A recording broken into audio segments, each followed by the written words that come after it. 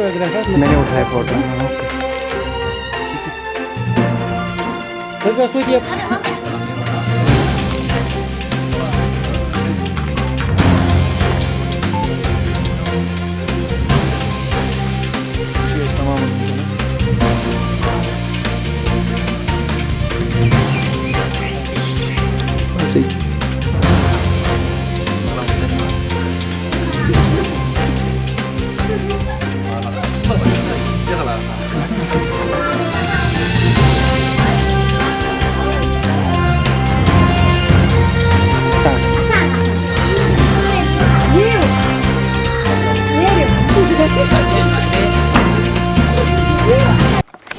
Start.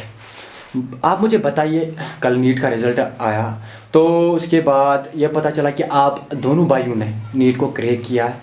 तो आपकी feeling क्या रही जब आपने पढ़ाई स्टार्ट की? आपके दिमाग में था कि हम नीट क्रैक करें, हम डॉक्टर बने, हम MBBS करें। तो आपकी फीलिंग्स क्या रही थी स्टार्ट से? स्टार्ट से फीलिंग सर ये रही थी कि हमको नीट करना है, लेकिन जब मैं 6th में पढ़ता था तो मेरे दिमाग में आया कि मेरे को डॉक्टर बनना है, लेकिन how to become a doctor ये मेरे को पता नहीं था। मेरे को हम दोनों को नहीं पता था कि हम कैसे बने डॉक्टर। तो उसके बाद जो है मुझे कुछ नहीं पता, JKCET का कंसेप्ट नहीं था मेरे पास, लेकिन मेरे पापा को पता था कि JKCET के थ्रू एंट्रेंस दिया जाता है, उसके बाद MBBS किया जाता है। लेकिन जब मैं 11th में गया 10th क्लियर करने के बाद, तो वहाँ पर JKCET ख़त्म हो गया था, उसमें कुछ वो हो गया था, फ्रॉड हो गया था उसमें, तो उसकी वजह से उसके बाद उसको नीट बना दिया गया। तो अब मुझे नीट नहीं पता था नीट क्या है। तो नीट का कंसेप्ट हासिल करने के लिए मेरे पापा ने मुझे श्रीनगर भेजा एक कोचिंग सेंटर में, इसका नाम nature institute of basic science है। लेकिन पापा जो है वो इकोनॉमिकली वीक है, तो उसकी वजह से क्या है प्रॉब्लम्स थोड़ी सी आई। लेकिन वहाँ पर जो है वहाँ टीचर्स ने थोड़ा सपोर्ट किया, उन्होंने हमारी कंडीशन को जो है थोड़ा उसको समझा थोड़ा उसको, और उसके बाद हमें हमारा एक सोल्यूशन दिया कि उन्होंने हमें थोड़ा सा बहुत कंसेशन की fees, I think more than 50% ने कंसेशन किया फीस में। तो जिसकी वजह से हम जो है इस ट्रैक पे चले। तो वहाँ पर हमें पता चला कि जब हमने वहाँ पर स्टार्ट किया पढ़ना, तो हमने अंडरस्टैंड किया कि we have the potential to crack NEET to become a good doctor. तो पापा का जो है बहुत रोल है। पापा का ये रोल जो है वो हमें अगर जो उसके पास इकोनॉमिक कंडीशन वीक थी, तो इसका मतलब ये है कि हमें कोई काम करना था फिर, लेकिन उसने हमें काम नहीं करने दिया। तो जैसे कि आपने अभी देखा एक, तो उसको जो है वो FPS है, तो गाड़ी से उसको चावल नीचे अनलोड करना था, तो लेकिन उसने हमें नहीं कहा। ऐसे ही काम बहुत सारे हैं। फॉर एग्जांपल अगर हम फार्मिंग की बात करें, तो फार्मिंग में भी हम नहीं जाते थे, क्योंकि वो हमें नहीं जाने देते थे। वो हमें he wanted to focus on our studies. तो इसकी वजह से पापा का बहुत रोल है, आई कैन नॉट। तो क्या जब आपने अभी फाइनेंशियल की बात की, तो जो आपको लगता था कि कभी ऐसा महसूस होगा कि मुझे फाइनेंशियल की प्रॉब्लम है, तो मैं कभी सोचूं कि मैं नीट का एग्ज़ाम नहीं दूं, मैं इस पढ़ाई पे खर्चा ना करूं, कभी आपको ऐसा फील हो गया? फील अगर होता था तो, लेकिन पापा जो कहते थे वो उसने कहा कि मम्मा ने भी कहा कि वो भी जो है अपनी तरह से हमें पैसे देती थी पढ़ने के लिए। तो फील जब आता था, लेकिन वो कहते नेगेटिव फीलिंग को ओवरकम करते थे अपनी मोटिवेशन की वजह से। तो इसकी वजह से जो है हम थैंक टू आवर पेरेंट्स। मेरा नाम गौहर बशीर भाट है और मैं तोयगा भाटपुरा खुंजर गांव से ताल्लुक़ रखता हूँ।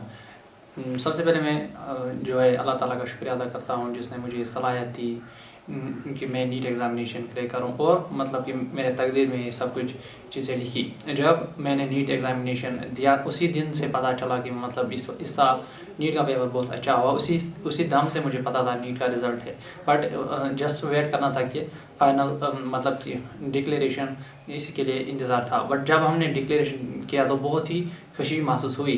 जितनी खुशी हमने एक्सपेक्ट की उतनी मिली, बट जो दूसरा दिन था उस दिन की एक्सपेक्टेशन मेरे पास नहीं थी। That was totally what we can say unexpected. मतलब कि मैंने ऐसी फीलिंग सोच ही नहीं रखी थी। दिस वाज मतलब मेरे ख्वाबों में भी ऐसी खुशी महसूस मैंने सोचा भी नहीं था, मतलब कि ख्वाबों में भी ऐसी चीज़ें मुझे मिलेंगी। It was totally what we can say unexpected and impressive for me, and for this point I thank to almighty and अल्हम्दुलिल्लाह। तो आप मुझे बताइए, जब से 2016 से आपका आपने 10th क्लास पास किया, उसके बाद आपका 11th और 12th आया, तो हर वक्त यहाँ पे हमें इंटरनेट गेज रहे, हर टाइम इंटरनेट बंद रहता था। तो आपकी लाइफ पे और आपकी एजुकेशन पे क्या असर पड़ा उसकी वजह से? कभी आपने इंटरनेट यूज़ ही नहीं कर पाया कि इंटरनेट कहीं पे भी हालात ख़राब तो इंटरनेट बंद रहता था? 2016 से लेके आज तक हर कंटिन्यूसली इंटरनेट बंद रहता आ रहा है। तो उसके बाद 2019 में रिवोक किया गया आर्टिकल 375, तो उसके बाद भी इंटरनेट पूरा गेज रहा और अभी भी हमें 2G चल रहा है। तो आपकी लाइफ और आपके एजुकेशन सेक्टर पे कौन सा असर पड़ा? जो 11th की मैं बात करूं तो मैंने वहाँ का सारा सिलेबस था वो मैंने नेचर इंस्टीट्यूट से हासिल किया, बट वहाँ पे भी कुछ चैप्टर्स मिस हो गए। अब उन चैप्टर्स को जब मैंने खुद ट्राई किया, but it was very difficult to understand them, then I took the help of YouTube, other sources, Google etcetera, but वहाँ से जो है चीज़ों को समझने में आसानी हो गई। बट जो 12th था, 12th के एंडिंग में थोड़े से नेट प्रॉब्लम हुआ था, तो उस हिसाब से थोड़े से डिफ़िकल्टीज हो गए। यूट्यूब वगैरह वो ऑनलाइन क्लासेस उसमें होते हैं, ऑनलाइन क्लासेस भी, और इसके अलावा वो ऑफलाइन वीडियोस उन्हें डाले होते हैं अलग अलग चैप्टर्स के, तो उनको देखने में थोड़ी सी डिफ़िकल्टी हुआ करती थी।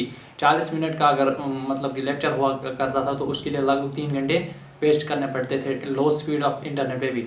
इसके अलावा जो है बात करेंगे पिछले साल, तो totally altogether internet was banned, and this जब इंटरनेट बैन हो गया टोटली, इससे मुझे डिप्रेशन हुआ। मैं अपनी बात कहूँगा, टोटली आई वाज डिप्रेस्ड, क्योंकि थोड़े से एन्जॉयमेंट में मिलते हैं जो है इंटरनेट से।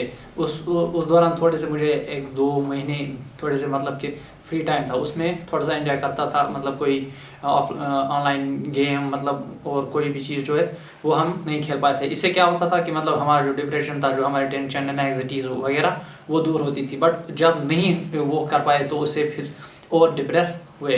इसके अलावा जो है फिर थोड़ी लो स्पीड मिली, मतलब कि लो स्पीड इंटरनेट मिला, उससे भी बहुत डिफ़िकल्टीज हो गई। मतलब कि वेबसाइट कोई ओपन करनी होती थी, उसमें टाइम लगता था, तो फिर गुस्सा आता था, नहीं देखते थे, मतलब कि वो जो देखना था वो वहीं पे रहता था।